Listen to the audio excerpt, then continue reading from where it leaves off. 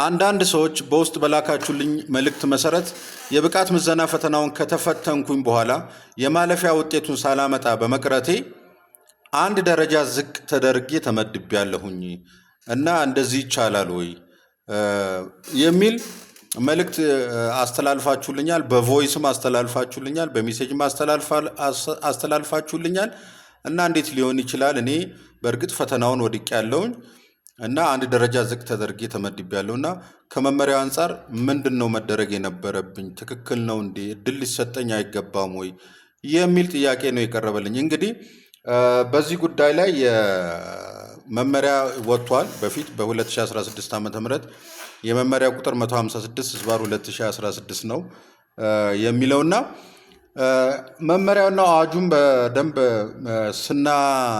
ስናጤናቸው ፈተና የወደቀ በአንዴ እንደዚህ ዝቅ ተደርጎ ደረጃ የደሞዝ ደረጃ የስራ ደረጃውም ደሞዙም ዝቅ ተደርጎ ይመደባል የሚለውን ጥያቄ ለመመለስ ግዴታ መመሪያው ማየት አለብን። የመመሪያው አንቀጽ 16 ላይ የተቀመጡትን ንዑስ አንቀጾችን ስናነባቸው ለዳይሬክተርና ለቡድን መሪ የስራ መደብ የማለፊያ ነጥቡ 60 ከመቶ ነው። 60 ከመቶ እና ከዛ በላይ ያላመጡት ይወድቃሉ። ለባለሙያ ደግሞ ማለፊያ ነጥቡ 50 ከመቶ ነው። 50 ከመቶ እና ከዛ በላይ ያላመጡት ይወድቃሉ። እና ባለሙያዎች ከሆናችሁ አሁን ለምሳሌ 50 ከመቶ ማምጣት ያልቻላችሁ ከወደቃችሁ አንድ ደረጃ፣ ሁለት ደረጃ፣ 3 ደረጃ ከስራ መደባችሁ ዝቅ ተደርጋችሁ ማለት ሲኒየር ኦፊሰር ከሆናችሁ ለምሳሌ ወይም ኦፊሰር ወይም ጁኒየር ኦፊሰር እየተደረጋችሁ ደሞዛችሁም ተቀንሶ ትመደባላችሁ የሚል መመሪያ የለም። እንደዚህ አይነት ውሳኔ የተወሰኑባችሁ ከሆነ ማጤን አለባችሁ። ምንድን ነው የሚሆነው መሰላችሁ? የስራ ደረጃችሁ የስራ መጠሪያ ስያሜያችሁ የስራ መጠሪያ ለምሳሌ ሲኒየር አካውንታንት ከሆናችሁ ሲኒየር አካውንታንት የሚለው ስያሜያችሁ እንዳለ ሆኖ ማለት ነው። ደሞዛችሁም እንዳለ ሆኖ ዝቅ ያለ የስራ መደብ ላይ እንዲሰሩ ይደረጋል። ለጊዜው ነው፣ ለ6 ወር ያህል ለሚሞላ ጊዜ ነው። እሱ በአዋጁ መሰረት ዝቅ ያለ የስራ መደብ ላይ ለምሳሌ ሲኒየር አካውንታንት ማለፊያ አላመጣችሁም። ስለዚህ ሲኒየር አካውንታንት ቦታ ላይ ያሟላ ያለፈ ሰው ሊመደብ ይችላል በወቅቱ። ከዛ እናንተ ወይ አካውንታንት መደብ ላይ ወይ ክለርክ የሆነ መደብ ላይ እየሰራችሁ ምንድን ነው የምትጠብቁት መሰላችሁ? የብቃታችሁን የሚያጎልበት ስልጠና ይሰጣችኋል። የነበራችሁን የስራ መደባችሁን ትለቁታላችሁ። ዝቅ ያለ የስራ መደብ ላይ እንደ አጋዥ ሆናችሁ ብቃታችሁን የሚያጎልበት ስልጠና ነው የሚሰጣችሁ በግልጽ ማለት ነው።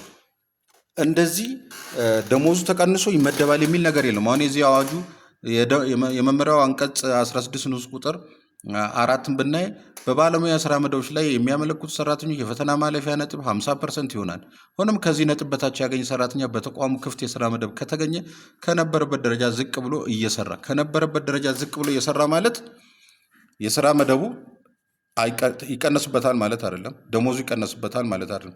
ዝቅ ብሎ እየሰራ ይደረጋል ማለት ነው። ተደርጎ ክፍተቱን ለመሙላት እንዲያስችል የአቅም ግንባታ ስልጠና እንዲያገኝ ይደረጋል። ልክ 6 ወር ሳይሞላ ማለት ነው። የአቅም ግንባታ ስልጠና እያገኘ 6 ወር ሳይሞላ ሁለተኛውን የመፈተን እድል ያገኛል ማለት ነው።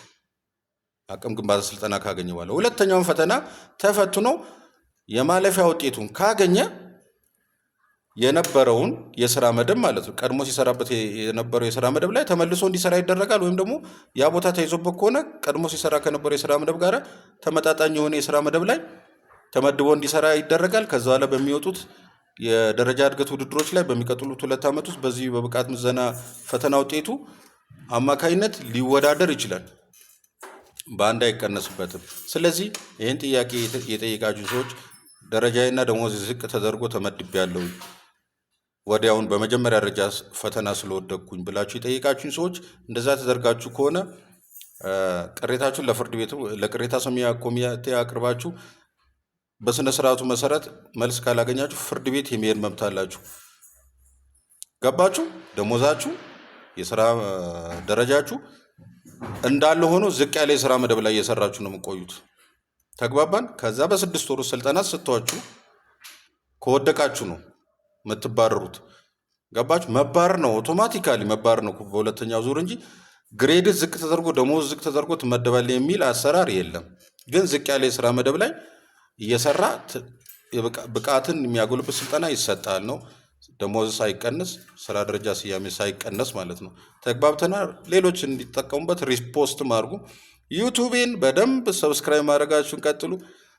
በዩቱቤ ሳንቲም እንዳገኝ እንድትረዱኝ ማለት ነው። ዋች አወሬ እንዲጨምርልኝ። እዛ እንገናኝ።